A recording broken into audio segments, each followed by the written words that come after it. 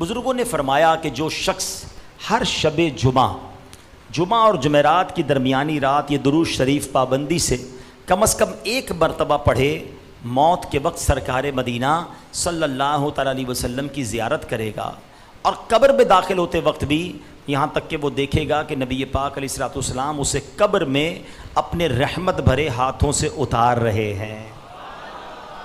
آئیے مل کر پڑھ لیں، اللہم صلی وسلم وبارک علی سیدنا محمد النبی الامی الحبیب العالی القدر العظیم الجاہ وعلی آلہ وصحبہ وسلم۔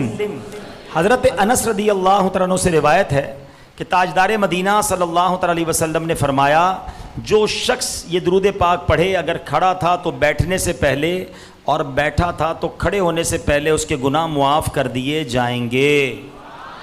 مل کر پڑھ لیجئے، اللہم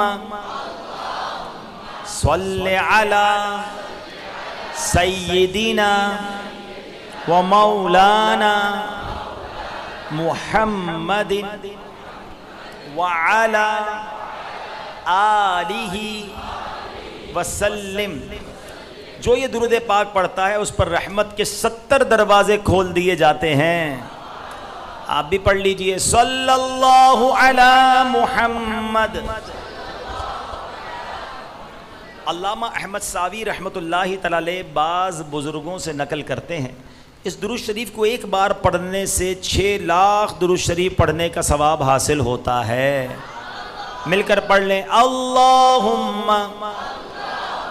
صلی علی سیدنا محمد عدد ما فی علم اللہ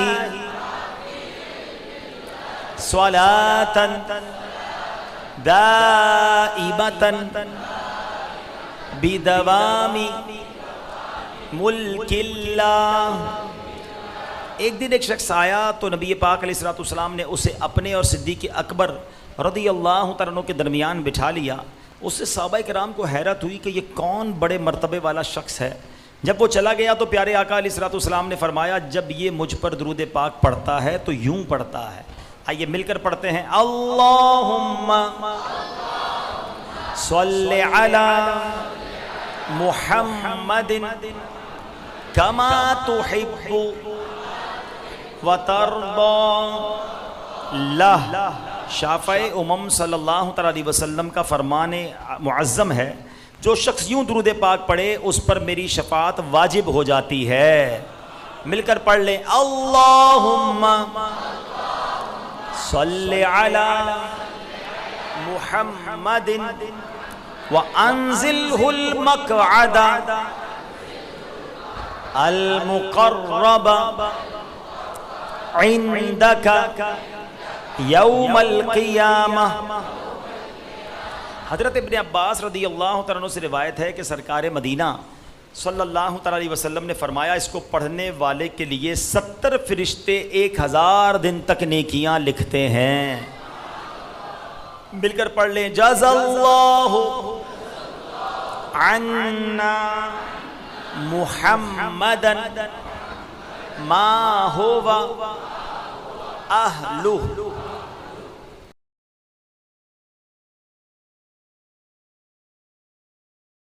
حدیث پاک میں قیامت قائم ہونے سے پہلے کی ایک نشانی بتائی گئی ہے جس کا تعلق دریائے فرات سے ہے۔ دریائے فرات ایک بڑا تاریخی دریا ہے، اور یہ دریا ایک روایت کے مطابق جنت سے جاری ہوتا ہے۔ یہ وہ تاریخی نہر ہے کہ جس کو آخری نبی علیہ الصلوۃ والسلام نے معراج کی رات دیکھا، اور حدیث مبارکہ میں ہے کہ معراج کی رات پیارے آقا علیہ الصلوۃ والسلام کو سدرۃ المنتہا لے جایا گیا۔ وہاں 4 نہریں تھیں، 2 ظاہر اور 2 پوشیدہ۔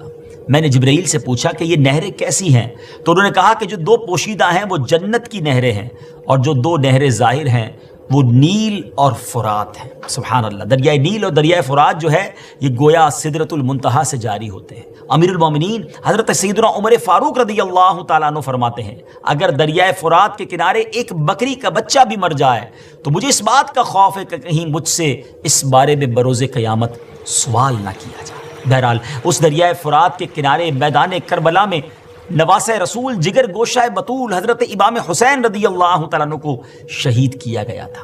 اس دریا کا تذکرہ کئی احادیث میں آیا ہے. فرات کا نام قدیم فارسی کے لفظ افراتو سے نکلا ہے اور چند ماہرین کا کہنا ہے کہ فرات کا لفظ کرد زبان سے نکلا. نبی پاک علیہ الصلوۃ والسلام نے فرمایا کہ قیامت قائم نہ ہوگی حتیٰ کہ فرات سونے کے پہاڑ سے کھل جائے گا. اس پر لوگ آپس میں جنگ کریں گے، یعنی فرات کا پانی خشک ہو جائے گا اور اس کی تہہ میں سونا چاندی کا خزانہ ظاہر ہو جائے گا، اور اس سونے کو حاصل کرنے کے لیے، اس کا مالک بننے کے لیے سلطنتیں جنگ کریں گی، عوام لڑیں گے. یعنی سیدھے الفاظ میں کہا جائے تو وہ سونا کیا ہوگا؟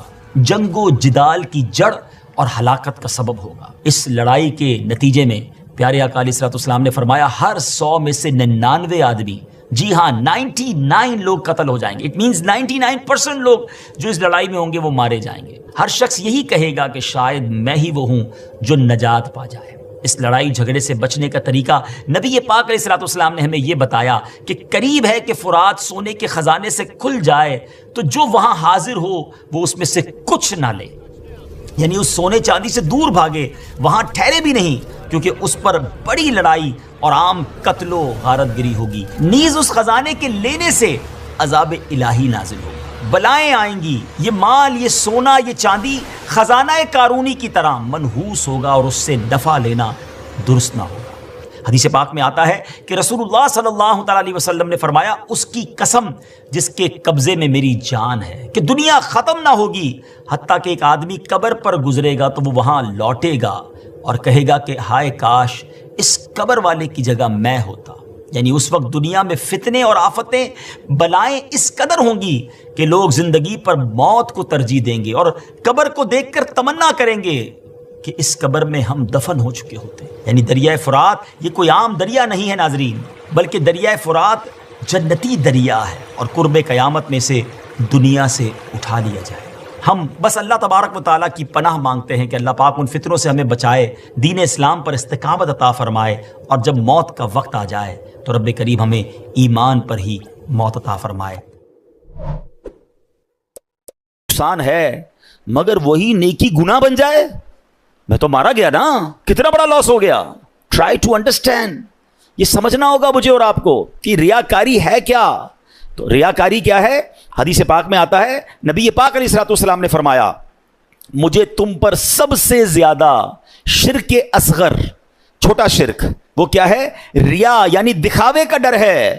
اللہ تعالیٰ قیامت کے دن کچھ لوگوں کو ان کے اعمال کی جزا کے وقت فرمائے گا ان لوگوں کے پاس جاؤ جن کے لیے تم دنیا میں دکھاوا کرتے تھے اور دیکھو کیا تم ان سے کیا جزا پاتے ہو. یعنی اللہ فرمائے گا میرے پاس تمہارے لیے کوئی جزا نہیں، ان سے جزا لو جن کے لیے نیکیاں کی تھیں. اب کیا ہو رہا ہے؟ نماز پڑھی سب کو بتانا ہے، روزے رکھے سب کو بتانا ہے، قرآن پڑھا سب کو بتانا ہے، حج پہ گئے سب کو بتانا ہے. وہ نیکیاں جو نارملی انسان اکیلے میں کرتا ہے مگر وہ بھی بتانی ہے. وہ پہلے سنتے تھے نا نیکی کر دریا میں ڈال، اب نیکی کر فیس بک پہ ڈال، نیکی کر سوشل میڈیا پہ ڈال. ابھی پچھلے دنوں سیلاب آیا تھا تو کووڈ کے معاملات آئے تھے، کئی لوگ ماشاءاللہ صدقہ خیرات دینے گئے، اچھی بات ہے، یہ بڑی نیکی ہے. مگر آپ نے تماشے بھی دیکھے ہوں گے کہ ایک ایک آٹے کے بورے پر 5 بندے کھڑے ہو کر اس غریب کے ساتھ سیلفی کھنچوا رہے ہیں. اب بتاؤ نا اس غریب کی غربت کا اور کتنا مذاق اڑانا ہے. قرآن کہہ رہا ہے اے ایمان والو احسان جتا کر، تکلیف پہنچا کر صدقے ضائع نہ کرنا. لیکن یہ ہو رہا ہے، میں نے یہ کیا، میں نے وہ کیا، اتنی پرانی نیکیاں لوگوں کو یاد ہیں. ویسے ایک چھوٹا سا سوال کر لیتا ہوں، اتنے سارے ماشاءاللہ نمازی بیٹھے ہیں، آپ میں سے کئی ایسے ہوں گے، بلکہ شاید سارے ہم ایسے ہیں، میں بھی اس پہ شامل ہوں گا، جن کو اپنی 25 سال پرانی نیکی بھی یاد ہے. 1990 میں کوئی حج پہ گیا ہوگا، اس کو وہ بھی یاد ہے.